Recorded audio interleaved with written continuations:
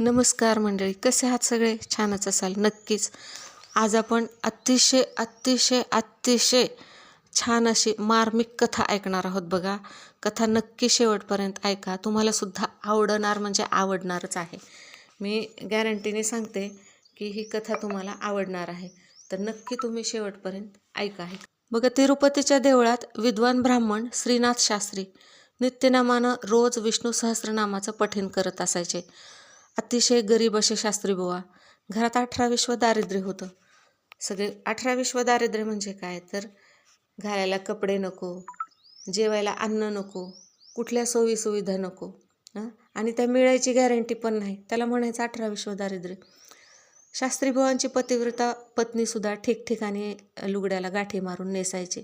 अवघड होतं हे आयुष्य. आम्ही बघितलेलं आहे स्वतः.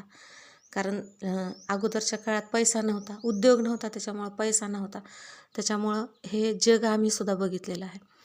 तर रोजचं दारिद्र्य ते कसंबसं सहन करायचे. मुलांच्या अंगावर कपडे असायचे फाटलेलेच. सणवार आले, कुठले आले तर कुठली काही गोष्टी व्हायच्या नाहीत घरामध्ये. लहान लहान मुलं, पत्नी एवढी पतिव्रता, पण काही नव्हतं. आणि हे तर दररोजचं विष्णू सहस्रनामाचा पाठ तिरुपतीच्या मंदिरात करायचे. किती म्हणजे विसंगती आहे बघा.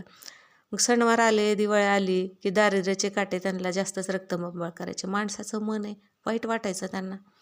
आसपास शेजारी पाजारी सगळीकडं सण साजरे व्हायचे, दिवाळीची रोषणाई व्हायची. सगळी लहान मुलं, बायका, पुरुष मंडळी चांगल्या चांगल्या छान नवीन कपड्यात हिंडायची. परंतु ह्या शास्त्रीबुवाच्या घरची पत्नी पण आणि मुलं पण संस्कारित असल्यामुळं पित्याला दोष देत नसेल, परंतु त्यांची जी नजर होती की काही न बोलणारी, तर त्या नजरेतून मात्र शास्त्रीबुवांच्या मनामध्ये सगळ्या गोष्टी येऊन जायच्या. त्यांना लक्षात यायचं की आपल्या मुलांना म्हणजे वाटतंय की आपणही नवीन कपडे घालावेत, छान राहावं, परंतु काय करणार, आता इलाज नाही. श्रीनाथ शास्त्रींच्या हृदयाला पिळवटून भेदून जायच्या त्यांच्या अर्थभावना. त्यांची पत्नीही त्यांना एका शब्दानं कधी बोलत नसायची, पण आपल्या देहावर असलेल्या लुगड्याच्या गाठीकडे ती अतिव दयनीयतेनं पाहायची. त्यामुळे शास्त्रीबुवांना अपराध्यासारखं वाटायचं. कारण कर्ता पुरुष काही करत नसला, कर्त्या पुरुषाकडून घरामध्ये काही होत नसलं की मग घरातल्या लोकांचे हाल होतात. आजचा दिवसही सणाचा होता, दिवाळीचा होता. दारिद्र्याला कंटाळून मग आता श्रीनाथ शास्त्री तिरुपतीच्या मूर्तीसमोर बसून विष्णू सहस्रनामाचं एक एक नाम वाचत होते. वाचता वाचता त्यांचा कंठ दाटून आला. बघा, तिन्ही सांज व्हायला आली.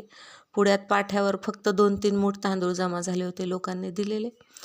मुलं सकाळपासून उपाशी होते. रात्रीच्या जेवणासाठी हे तांदूळ तेवढे होणार नव्हते, पुरणार नव्हते. काय होणार तेवढ्या 2-3 मुठी तांदळाने? इतकी वर्ष उपाशीपोटीसुद्धा परमेश्वराच्या नामस्मरणात कधी खंड नाही पडू दिले त्यांनी. त्यांचं चित्त कधी विचलित होऊ दिलं नाही. मग असं का होतंय? परमेश्वर तर दयाळू कृपाळू आहे ना. मग तो आपल्या परिस्थिती त्याला कशी कळत नाही, तो आपली प्रगती कसं करत नाही, असं त्यांना वाटायचं. परमेश्वर दयाळू आहे की परमेश्वर आहे की नाही, का ह्या सगळ्या अफवाच आहेत, असं त्यांना वाटायचं. विचार करता करता त्यांच्या डोळे भरून आले आणि 2 थेंब पोथीवरती पडले. त्यातला एक अश्रू एका शब्दावर नेमका पडला. शास्त्रीबुवांनी डोळ्यातील पाण्याच्या पडदा आडून त्या शब्दाकडे निरखून पाहिलं. त्याच्यावर लिहिलं होतं, दयाघन. त्या शब्दाकडे बघून श्रीनाथ शास्त्री उपहासानं हसले. जवळ एक कोळशाचा तुकडा पडला होता. तो त्यांनी उचलला आणि दयाघन या शब्दावर फुली मारली. श्रीनाथ शास्त्रींच्या घरी कोणती घटना घडत होती ही त्यांना कल्पनासुद्धा नव्हती. त्यांनी त्या दयाघन या शब्दावरती फुली मारली आणि तिने सांजेला श्रीनाथ शास्त्रींच्या घरासमोर डोक्यास काठेवाडी पद्धतीची पगडी बांधलेला अतिशय तेजपुंज असा तरुण येऊन उभा राहिला. त्यानं आपल्या समवेत 8-10 बैलगाड्या भरभरून सामान आणलं होतं. ते सर्व त्यानं शास्त्रीबुवांच्या घरासमोर उतरवलं. शास्त्रीबुवांच्या पत्नीजवळ त्यानं एक मखमली कापडाची थैली दिली. त्या थैलीत सुवर्णमुद्रा होत्या. निघताना त्या तरुणानं शास्त्रीबुवांच्या पत्नीजवळ कसलासा निरोप दिला. श्रीनाथ शास्त्री अजून तिरुपतीच्या देवळातच बसलेले होते. अश्रूंनी पुढ्यातील पोती भिजत होती. इतक्यात त्यांच्या डोळ्यासमोर नव्या कोऱ्या कपड्यातील त्यांची मुलं येऊन उभी राहिली. शास्त्रीबुवांना आश्चर्य वाटलं. आपल्या मुलांनी हे कपडे कोठून आणले बरं? सगळे अंगावर नवेच दिसत होते. त्यांच्यावर ओरडले ते, काय रे, कोणी दिले हे कपडे? कुठून चोरून बिरून तर नाही ना आणले? दरिद्री माणसाला वैभव नेहमी पाप केल्याशिवाय मिळत नाही असंच वाटत असतं. त्यामुळे चोरी केल्याशिवाय ही मुले कपडे अंगावर नवीन घालणार नाहीत असं त्यांना क्षणभर वाटलं. पण गृहीत धरल्यामुळे श्रीनाथ शास्त्री ओरडले होते. पण मुलं खुशीत असल्यामुळे पित्याच्या ओरडण्याला न घाबरता ती म्हणाली, इथे बसून काय राहिलात बाबा, चला लवकर घरी, खूप मजा झाली आपल्या घरी. श्रीनाथ शास्त्री घाईघाईनं घरी आले. घरी येऊन पाहतात तर काय, घरभर दिवे लावलेले होते. उदबत्ती धुपाचा सुवास दरवळत होता. अरे पण एवढे दिवे लावायला तेल आलं कुठून? पत्नी नवी कोरी रेशमी साडी नेसली होती आणि त्यांच्या स्वागताला ती आली. सुवर्णालंकारांनी, सोन्याच्या दागिन्यांनी ती सजली होती. अतिशय छान दिसत होती. शास्त्रीबुवा तिच्याकडे पाहतच राहिले. अतिशय विस्फारित नजरेनं त्यांनी तिला विचारलं, अगं एवढं वैभव आलं कुठून? काठेवाडहून बाराबंदी घातलेला एक व्यापारी आला होता.